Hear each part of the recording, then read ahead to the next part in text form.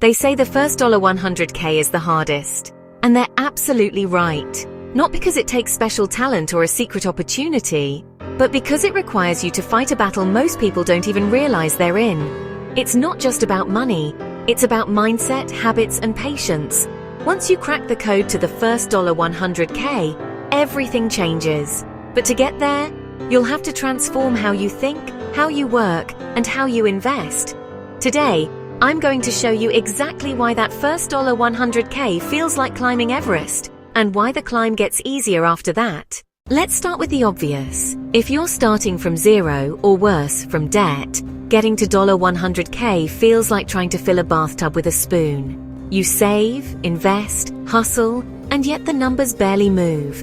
That's not a coincidence. That's because in the beginning, money isn't working for you. You are working for every dollar. Your income is probably limited. Your expenses are high, and the gap between what you earn and what you can save, it's razor thin. Most people give up at this stage. They think, what's the point? They try saving $200 a month, only to get hit with a surprise car bill, a medical expense, or life in general. It's not just hard, it's discouraging. But that's the first test. Because building that first $100K isn't just about saving. It's about creating financial momentum. And that takes time, discipline, and a brutal commitment to consistency. Here's something most people don't understand. Compound interest is useless when you're broke. If you invest $1,000 and get a 10% return, congratulations, you made $100. That's not life-changing. It's not motivating. It's why compound interest is a lie in the beginning. It only starts to matter once you cross a certain threshold. Until then, your best return is earning more money. That's why the first $100K isn't built with stock picks or high-yield savings accounts.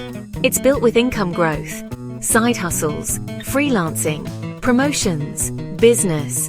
The goal in this phase isn't to double your investments. It's to double your input. The more you can save and invest consistently, the sooner you get out of this painful phase where your money isn't doing any lifting. Think of wealth building like a snowball rolling down a hill.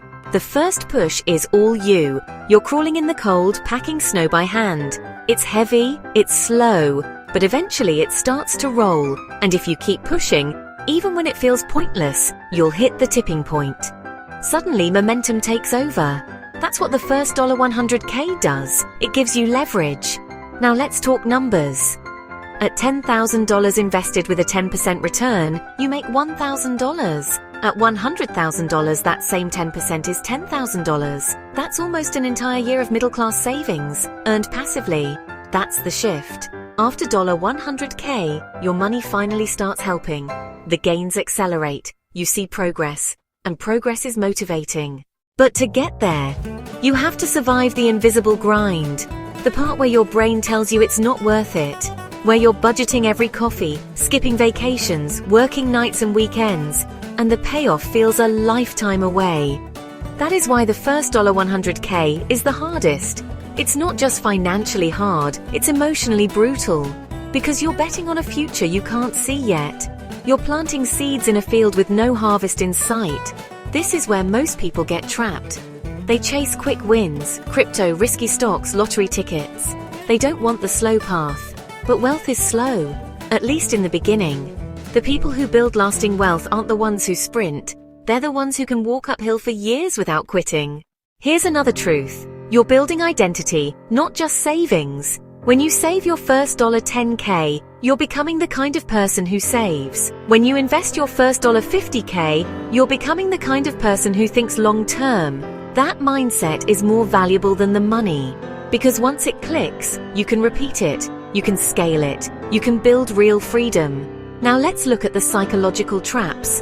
One of the biggest is lifestyle creep. You get a raise, and suddenly you're spending more. New clothes, better apartment, subscription after subscription. And now instead of saving more, you're just spending more. That's how most people stay stuck. Their income rises, but their wealth doesn't. If you can delay gratification, even for a few years, you'll put yourself decades ahead. Another trap. Thinking you need a six-figure salary to save six figures. False. What you need is a surplus. Whether you make $50K or $150K, what matters is what you keep. There are people earning $40K who save 30% of their income and others making six figures who are broke. The difference isn't income, it's intention. Now let's talk about automation. Automating your savings and investments is a game changer. When the money disappears before you see it, you stop relying on willpower. Set it up once and let it run in the background. That's how you build without burning out. You make success the default, not the exception. One more thing. Stop trying to be perfect. You will make mistakes, you'll overspend, you'll miss an investment. That's fine. What matters is the trend. Are you trending up? Are you better than you were last year? If the answer is yes, you're on the right path. The first $100K demands everything from you: discipline, sacrifice, patience. But once you cross that line, you start to gain control. You're no longer playing defense. You have room to breathe. And more importantly, you've proven to yourself that you can build. That's a kind of confidence no one can take away from you. So if you're still on the climb, don't get discouraged. The numbers may move slow. The progress may feel invisible. But trust me, it's working. The habits you're building now are the foundation of everything that comes next. One day, you'll look back at these years, the ramen dinners, the hustle weekends, the skipped vacations, and realize that's when it all changed. The first $100K is the hardest, but it's also the most important, because after that, everything gets easier. And more than that, you get stronger. This is the Sovereign Doctrine, where we don't just build wealth, we build the kind of men who can carry it.